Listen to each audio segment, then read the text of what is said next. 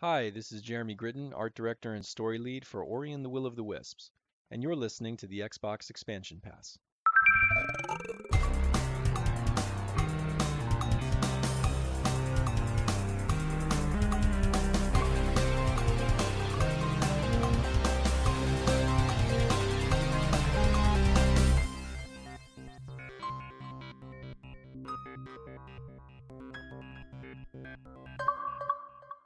Welcome welcome all to episode 139 of the Xbox Expansion Pass, recorded on Sunday, July 10th, 2022.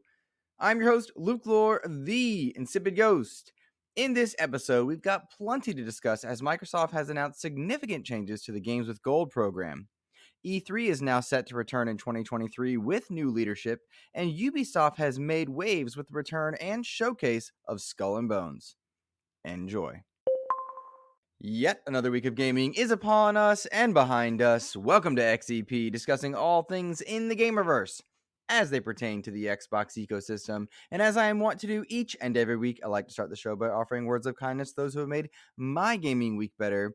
And this week, the words of kindness are extended to Josiah Martinez, who dropped an incredible review back in June for XEP over on iTunes. I went back and read it, and it absolutely made my day. Josiah said, "We all need more positivity in life, and especially in gaming, Xbox-based podcasts, but positive about all gaming formats. Great podcast and must add to your weekly rotation. 5 stars easily."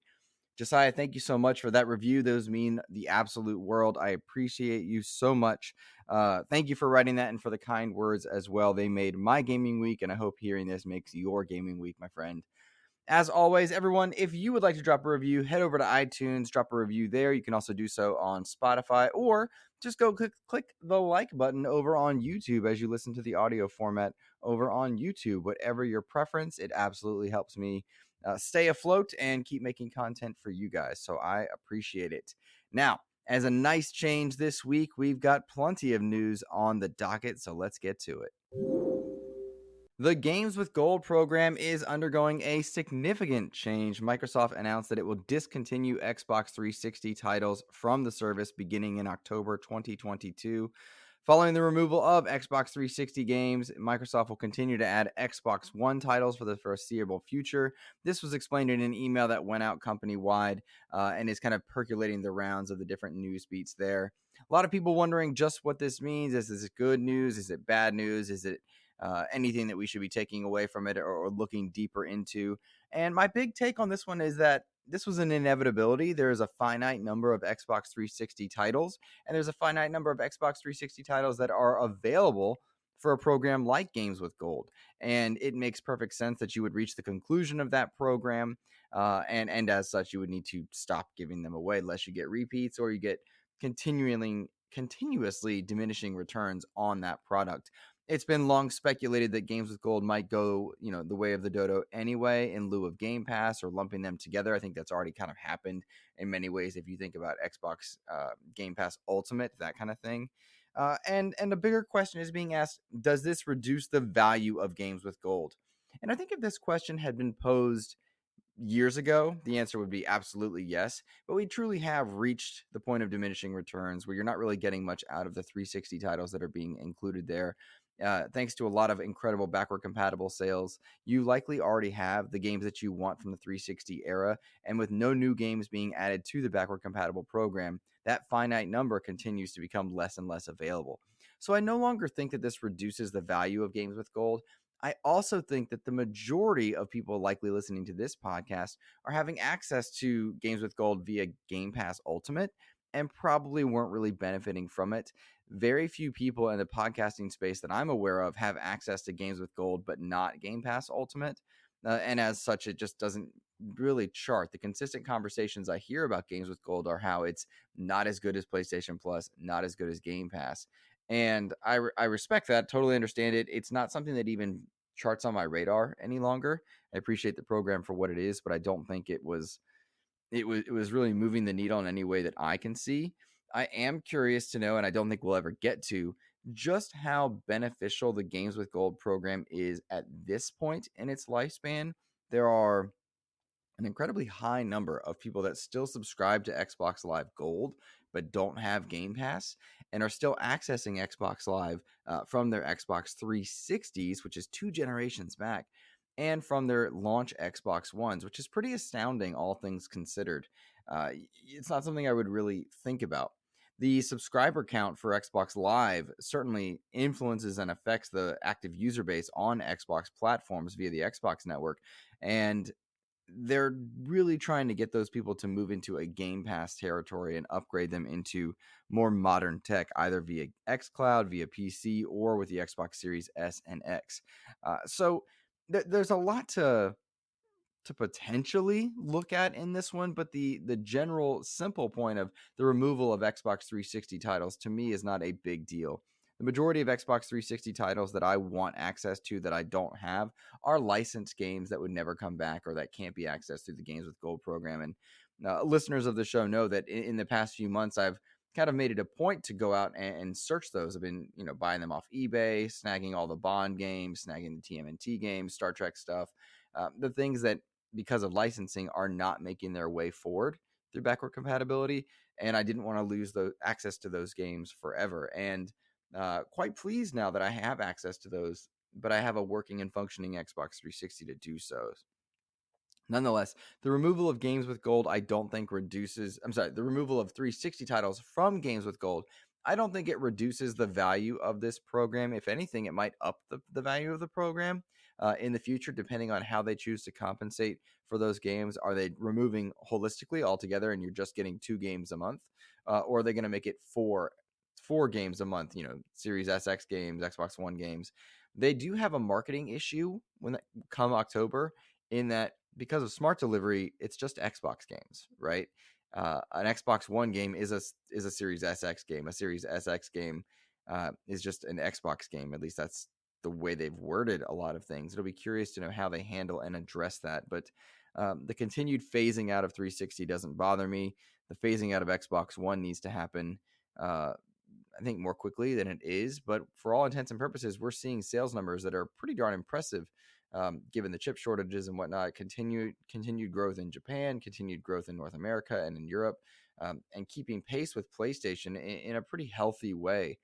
I am encouraged by this, chip shortages or not. It's nice to see Xbox healthy, competitive, and doing so without major titles right now. And it will make 2023 all that much more interesting as units get out there. But bottom line, as far as 360 games with Gold going, it's good news.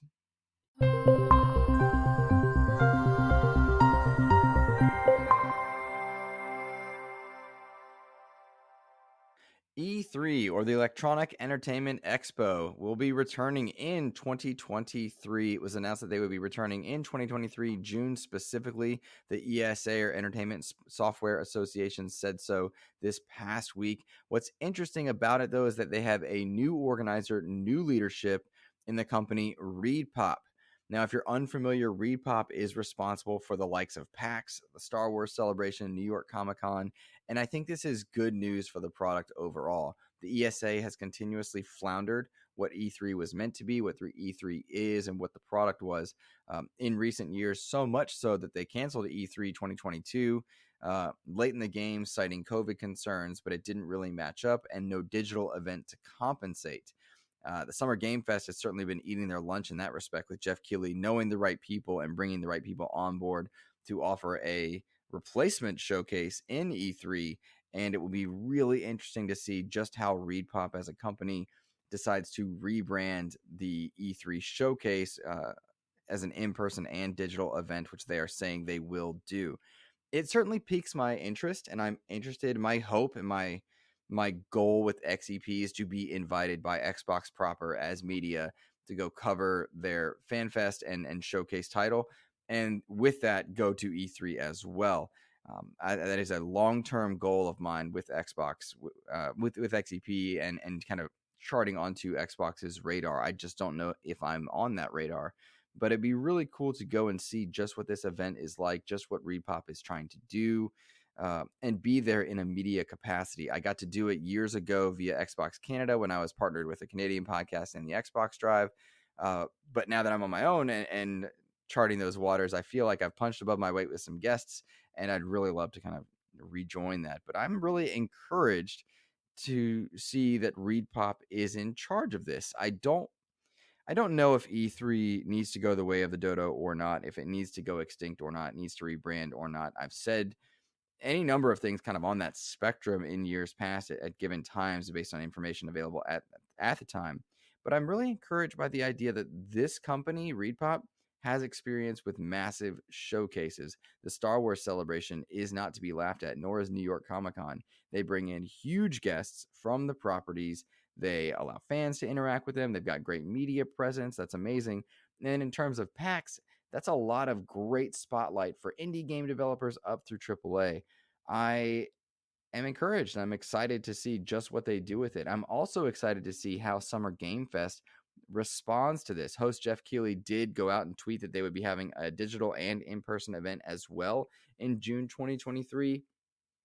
My pie in the sky hope is that they kind of link up and they say, hey, my showcase is this time, your showcase is that time. Let's make it easy on journalists, easy on fans to attend and view both, because it can be a very expensive thing. I'm already saving up because money was the reason I didn't attend this past week or this past year.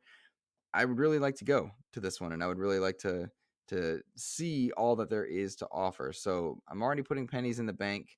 I'm already trying to kind of set things aside to make a trip out next summer, hopefully as media, and really kind of see what these showcases have to go with, because June 2023, man, that seems like it's going to be the best year in gaming that we've had in a long time, with all the titles that have been delayed, sadly, through pandemic and otherwise, looking to launch in 2023. And as a result, that'll be making space on slates to announce new things. So there's really a lot to talk about, a lot of great people to see, and I'm looking forward to just what this one has to offer. I am curious what your thoughts on E3 are, though. I know a lot of people that are like, E3 needs to die. I think I've said that at various points. Others are like, E3 must live. We need it. We desperately need to have it. I want to go to it. Where do you stand? Tweet me at InsipidGhost or respond to the thread over on Twitter or in the comments on YouTube. Just let me know. It helps me get a read for my audience and where you guys are at on these certain topics. So thank you so much, guys.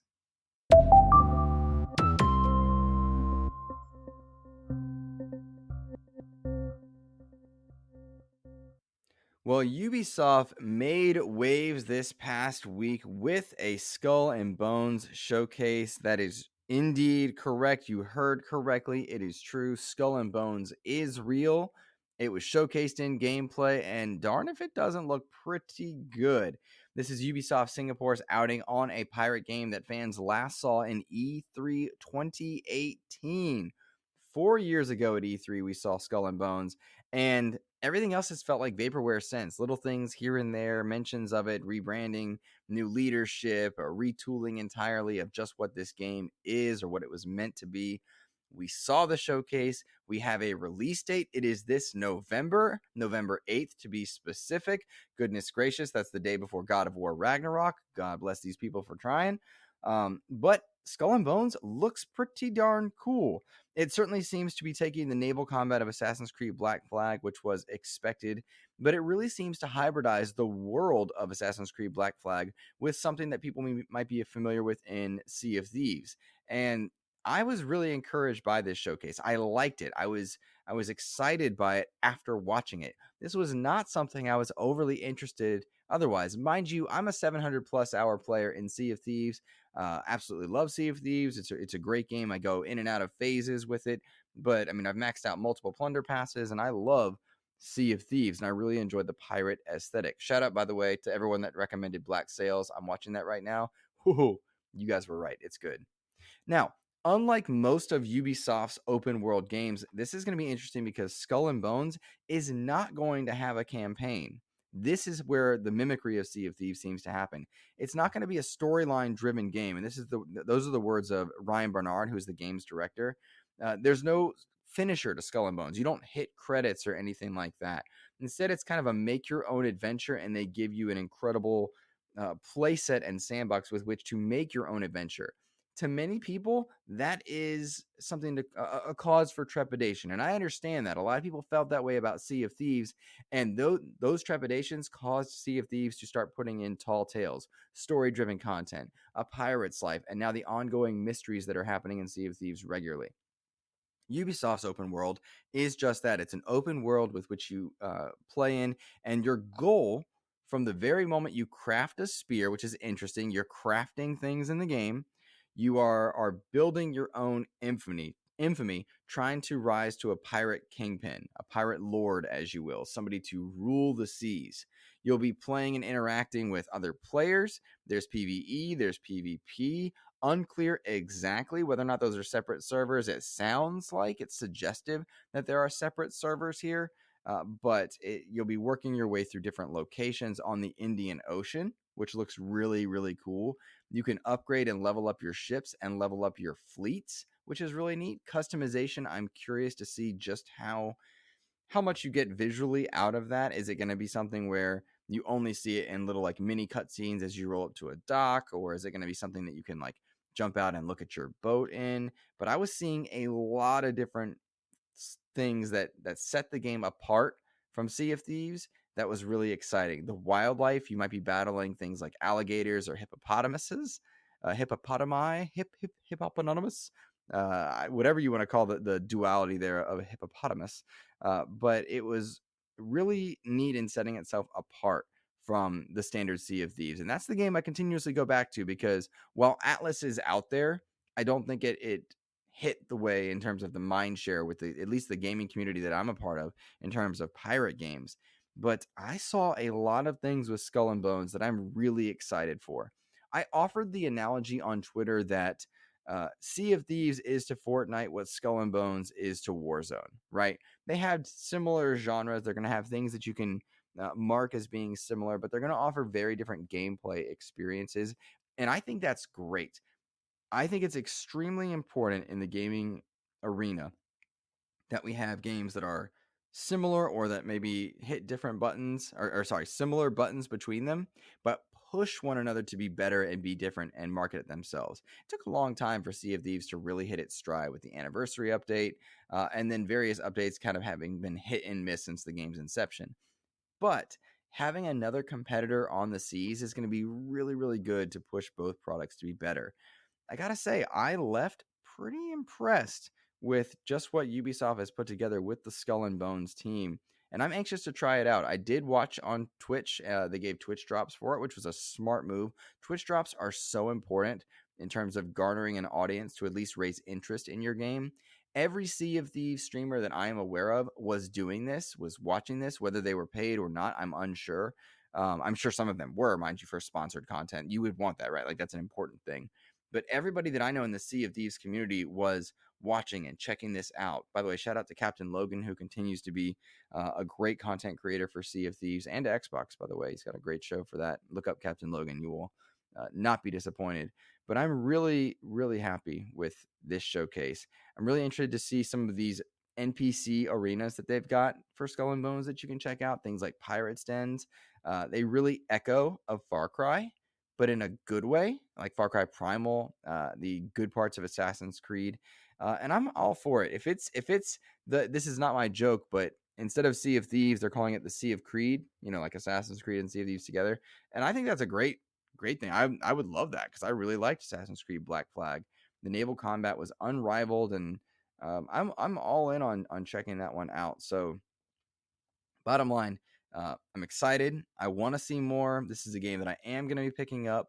I don't know that I'll play it right away, largely due to its release date. I want to note that the day before God of War Ragnarok, which is, in my top 3 most anticipated games of this year, next to Avatar and Gotham Knights, like, sorry, Skull and Bones, like, you will wait.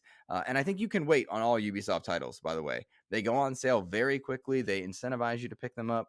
But they often have a really high price tag on day one, and then they drop significantly. That's a Ubisoft strategy. You know, so take that for what you will. But I'm interested in this one. And if you're interested in Skull and Bones, you should know, or Assassin's Creed, you should know that Ubisoft is having its showcase, Ubisoft Forward 2022, which is just their version of a direct or an Inside Xbox, what have you. They announced that they are having that on September 10th. On September 10th this year, you're going to see more of Assassin's Creed news for Assassin's Creed Infinite or Infinity. I actually don't know which one it is.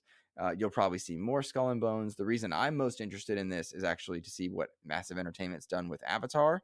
I really want to see what the Avatar game is. I'm really excited for that game, but I know nothing about it, right? This is probably how the people that are excited about Starfield felt. Like, I want Starfield. It's like, you've never seen the game. Well, I'm interested to see what Avatar is, just simply based on the franchise and the property. I really like the Avatar uh, movies. I'm interested in that. The movie, it's only one movie.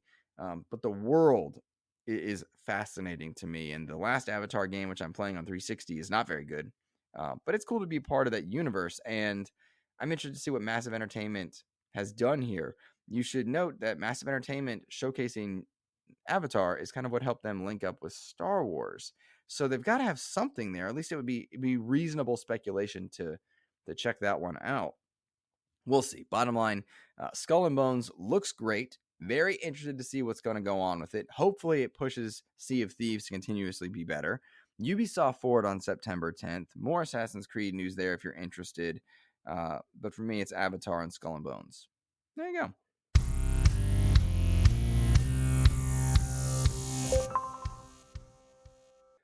As we approach listener mail, I want to let you guys know a couple things that I'm working on at the moment. I've been using the gaming mouse, the Rocat Burst Pro Air. Really enjoying that one. I'll give you more insight later on. It's new for me to be checking out gaming mice as I work, because I'm mostly a console player, but I'm really enjoying this mouse. It's better than the SteelSeries wired one I was using, and I'm really digging it. So it's really light and comfortable. I'll tell you more about it later on, but I just wanted you to know I am working on that for review, I suppose. I don't know if any of you guys checked out the review last week on the SteelSeries Nova Pro Wireless. Those were fantastic, or are a fantastic headset. I know I got a pretty incredible message from Mr. Joanna Dark. Shout out to you at big_n_boss. He picked up a Nova Wireless Pro as a result of the review, and that's really cool to see. That's amazing. And all the more amazing, thank you for the tweet and the tagging of people, because that helps XEP, or people, it helps point people to XEP. So I'm appreciative of that. But that's such a good headset. It's been kind of ruining me as I check out the Turtle Beach headset that I'm working on, because it's a budget headset, and I'm like, it's not nearly as comfortable. Well, it's also less expensive. So, but I'm working on the Rocat Burst Pro Air mouse. I'm working on a Turtle Beach review there, checking that out. I'm reviewing 3 games that are not out yet. I can say 2 of them. One is called Kurt, which is a platformer. The next one you'll remember, Bright Memory Infinite. That's got a release date. Checking that game out. The next one I can't say, but it's an Xbox exclusive that I was not excited about during the showcase. And I'm checking that one out, and it's, we'll see if it sways me or whatnot. It certainly has a really cool art style, and you can probably figure it out from that. All right. Let's check out some listener mail here. This first one does come from my good friend Captain Logan. He says, God of War got its release date and collector's editions announced. What was the last collector's edition you bought, and how did you justify it to your significant other? Asking for a friend. Well, Captain Logan, the last, and for your friend, this is information to help your friend out with their significant other. I've bought lots of collector's editions retroactively. It's very rare that I got them at launch, because at the time a lot of the games that I wanted came out, I was not in good financial standing, right? So like when Arkham Knight came out, I was not in good financial standing, so I only got the game. When Halo 5 came out, I was not in good financial standing, etc., like that kind of stuff. Now, to alter that, I've gone back retroactively and collected a number of different statues from Halo Infinite, which wasn't collector's edition, but there were lots of statues out there for it. I've got a lot of those. I got the Halo Reach, Halo 5, Halo 3. One of my favorite collector's editions that I have is the God of War statue. I love God of War. I think it's the best game ever made, and I love that one. I have the Arkham Knight statue there. I really dig Darksiders Genesis and Darksiders 3, so I have those 2 collector's editions that I got retroactively. One that I did buy at launch was Doom 2016. I loved Doom 2016. I had that collector's edition. I did not get the Doom Eternal collector's edition because I wasn't really in for a helmet. I wanted a statue. I've got a few small, like, cheap statues for the Marvel's Avengers, knowing full well that that's not quite on the same level. Same for Super Lucky's Tale and Kingdoms of Amalur. But I have, now that I'm in better standing, like, I've pre-ordered the Gotham Knights Collector's Edition. I'm going to be trying to get the God of War Collector's Edition, not the Jotun one, because that looks a little bit unnecessary for me. But I really want the Hammer of the Collector's Edition. I love that Collector's Edition, so I'm going to be looking for that one. And my eyes are on a potential Avatar Collector's Edition. The problem is that with inflation, these are getting more and more expensive, and you have to make choices. I'm comfortable with Gotham Knights. I'm comfortable with God of War. I don't know what if anything is going to happen with Avatar. We'll see. Just what is it? Statues are what I like. I don't care much about physical game disc. I like the steel books. I enjoy that, but the statues are what I like. Little figures, not really my jam. Vinyls, CDs, no, not my jam. Little art books, not really my jam. I want the statue. That's really what I like about them. But others like different parts of it. They want the vinyl. They want the little figures. They want the poster. And no problem with that. It's tough to make a good collector's edition. I abstained from the Cowabunga collection because there was no statue and it looked like a bunch of just little piddly stuff put together. That's not my jam, right? Now, as far as convincing your significant other, you got to justify the money that you spend by the money you make and the joy it brings, and prioritize. And if there's true guilt, remind yourself that the game is what you actually play, and it doesn't make you less of a fan to not have a statue. It does not make you less of a fan to not have a collector's thing. Oftentimes in gaming, we try to justify our fanhood by how much money we've spent, and that's ridiculous. You are not a bigger or lesser fan by the money that you can spend on something or the time that you can invest in it, right? That's not a true thing. It's not a true barometer. No one is a bigger Batman fan because they've spent more money on something, or a lesser Batman fan because they've spent less money on something. I love Batman, right? I have the money to get certain things, and I don't have the money to get other things. That does not make me more or less of a fan. Same with Xbox or anything else. You are not a more or less fan because you have the time or money, or don't have the time or money at any given point. And I think that's an important thing to remember. I had to sell my entire Gears of War collection at one point to make my rent. And that was devastating. I miss so badly the figures that I had, the collector stuff that I had, because I truly love Gears of War. But one must eat, right? One must, you know, have rent and dinner and lights, and that's just how it was. And so I'll never get that back. But that doesn't make me a lesser Gears of War fan, right? It doesn't make me incapable of enjoying the franchise. It just is what it is. Circumstances, right? If anything were to ever happen to my wife and I, where we were in dire straits and I had to sell my statues and sell things, that would not make me less of a fan of video games. It's life. That's life. It's just it's what people say. So I hope that's helpful there, Captain Logan. The next question comes from Mr. Brendan Meyer. Shout out to him. He says, what is one IP from books, TV, comics, movies, etc., that you would like to use in a game? For me, the world from the book of Aragon, yes, there was a movie, but that thing was utter garbage. It would probably be like Skyrim, but maybe in third person. So that's a pretty cool question, Brendan. I get this one often, and I always struggle because it's really just I want more of what I like. I've often thought about a TMNT game in the Arkham style, third-person action, Arkham style, dark, gritty, violent TMNT. Think 1990 movie where they were actually using their weapons, because if anyone knows, they didn't use their weapons in Secret of the Ooze. An Arkham style approach to the Turtles would be really cool, like darker and gritty. I've often wondered what an Ender's Game video game might look like. That would be really interesting. If you've never read that book, that's my favorite book ever. But the subsequent extended universe around that book is really muddled and silly, and Orson Scott Card really wrote some strange sequels that did not play well. And then when he realized those didn't play well, he went back and wrote more about Ender in his youth. Really strange concepts there, but I'd be interested to know what people could do with it. I often feel like the Star Trek license is underutilized in the gaming space. There was a time where there were some incredible PC games for the Star Trek universe. We've got Star Trek Online, which does well, but that's a niche thing for people that, they only play that. One of my favorite 360 games is Star Trek Legacy. There's also another 360 game based on the Star Trek movie of the time, but I think you could do a lot with that property, and it's enjoying a bit of a renaissance given that they've greenlit a fourth movie with Chris Pine. They've greenlit more Star Trek Strange New Worlds, which is a great show. Discovery's weird. But I would like to see that make a return in the form of a gaming license. And then the last one that I thought of was Invincible. Great show over on Amazon. Great comic. If you guys haven't read it, it'd be interesting to read or to play an Invincible game and just what that would mean.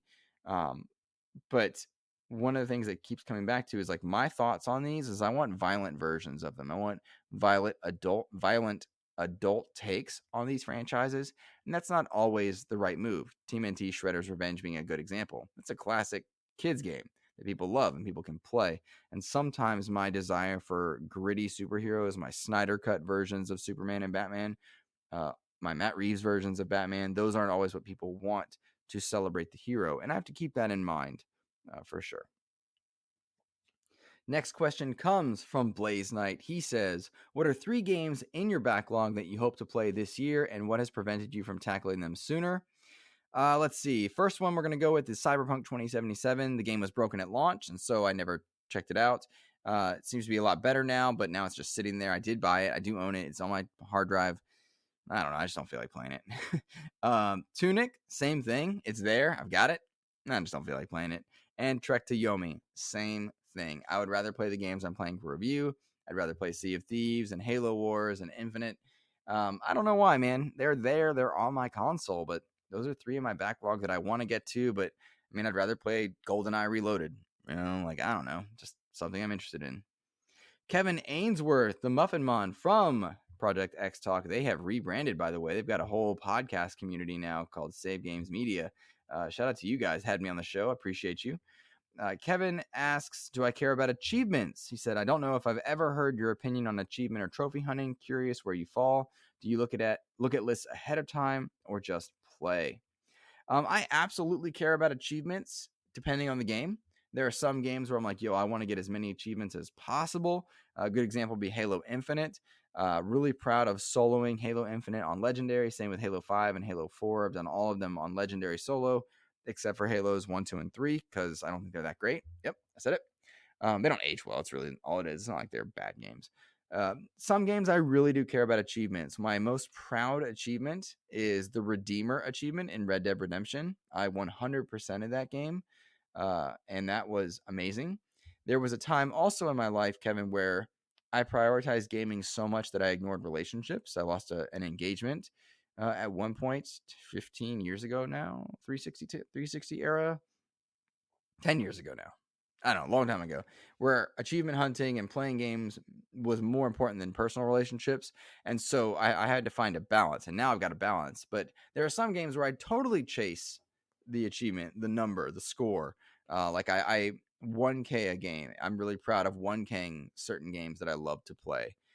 Others, I think they're ridiculous. Like Gears of War achievements, those are stupid and badly designed. And like, no, I'm not going to play the way they want me to play in that sense because they took the fun out of it by way of achievements. Playing Sea of Thieves right now, I think I have like 1,800 achievement points in that game, but there's 3,600 because it's an ongoing title. Sometimes that's a little daunting. By the same token, it's nice to have stuff to strive for. Whereas other games like Fortnite, I mean, I don't get achievements in that game and I still play it regularly. So it really just depends on what it is, why I'm playing it. I got a lot of Arkham Knight achievements. Some of them I can't get. And for me, it's a matter of like, it's a way to showcase my love for the game. Achievements are a way to check out my memories of a game. I love achievements for that reason. Pulling up my achievement list and scrolling and seeing like, oh, I loved this game. I had fun with this one. I did this in this game.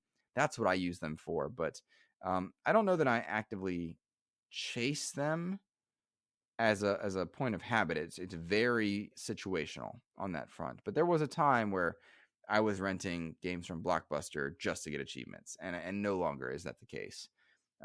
Shout out to Game Pass for letting people do that, though. That's what's up.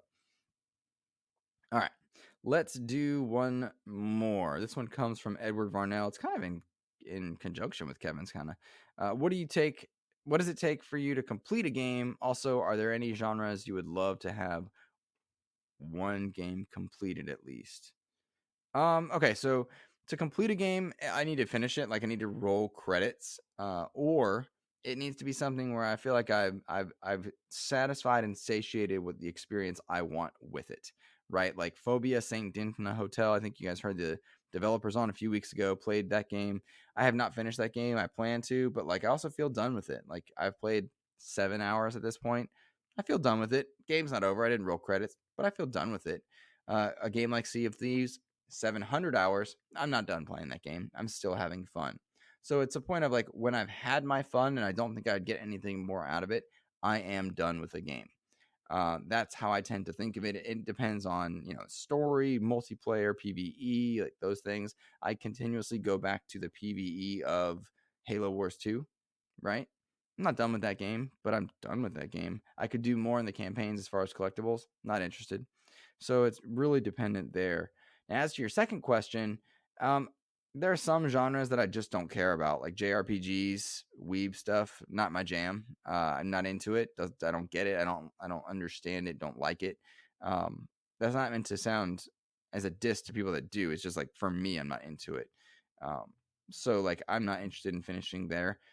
That genre. Another genre that I'm not overly interested in would be the Dark Souls genre. Caveat being, I played Elden Ring and friggin' love it. Right? So I do try other genres. And I finished Elden Ring. I've got my ending that I wanted. I'm done with Elden Ring. I have completed that game. But there's more. I've done every boss in that game, but I did it for fun. But I'm not interested in going back for other endings with different builds. That game is nearly infinite in terms of what you can do with it if you changed your build of your character because they play so differently. I'm not interested in that. I've beaten the bosses. I've gotten the ending that I wanted. I'm done. I could go in and try different weapons, different build mechanics. Not interested in that. I'm done with that one. All right. Shout out to Aman. I've got your question. I'm holding it for next week, bud. I'm deleting the rest of them and keeping yours in there. So I'll get you next week. That's going to be it for me, guys. You'll notice no interview in this week's episode. I had a long run of just interview after interview after interview. The timing for those that I'm reaching out to didn't match up. And it was also kind of nice to have a break, if I'm being honest with you. I love giving you guys interviews and whatnot. But also, it's nice to have a break here and there. And I appreciate those of you that still listen for me, as opposed to the interviews. I appreciate that so much, guys. You can find me on Twitter at InsipidGhost. Of course, you can find XEP, the show you are listening to, on all your podcast services. Please take the moment to rate the show. I would really appreciate a few more ratings and user reviews. Same with subscribers and likes over on the YouTube page. That stuff means the absolute world. Have a wonderful rest of your week. Take care.